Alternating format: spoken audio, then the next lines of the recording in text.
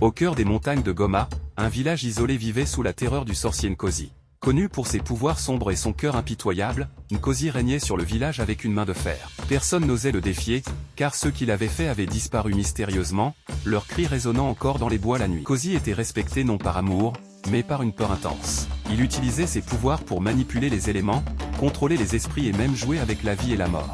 Les villageois vivaient dans une crainte constante, priant silencieusement pour qu'un jour quelqu'un mette fin à son règne. Cependant, Nkosi avait une faiblesse, sa fille unique, Maleka.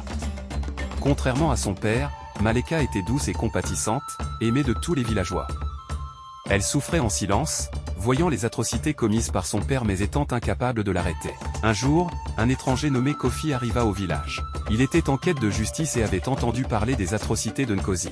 Kofi possédait des connaissances anciennes sur les esprits et les malédictions. Il décida de libérer le village de l'emprise de Nkosi. Kofi approcha Maleka en secret, lui révélant son plan pour vaincre son père. Maleka, désespérée de mettre fin aux souffrances de son peuple, accepta de l'aider.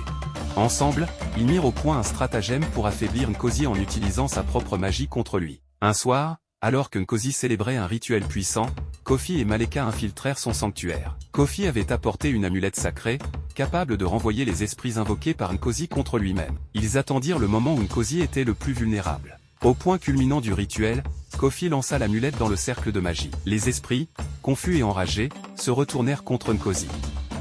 Le sorcier hurla de douleur et de rage, mais il était trop tard. Sa propre magie se retourna contre lui, et il fut consumé par les esprits qu'il avait jadis contrôlés.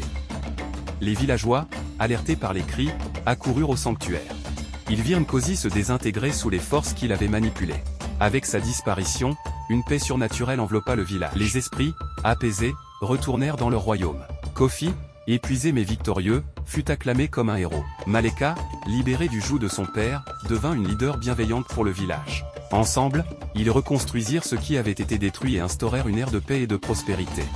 L'histoire de la malédiction de Nkosi devint une légende dans les montagnes de Goma. Elle rappelait à tous que le pouvoir ne devait jamais être utilisé pour opprimer les innocents, et que la justice finit toujours par triompher. Et c'est ainsi que se termine notre histoire d'aujourd'hui. De quel pays me suivez-vous?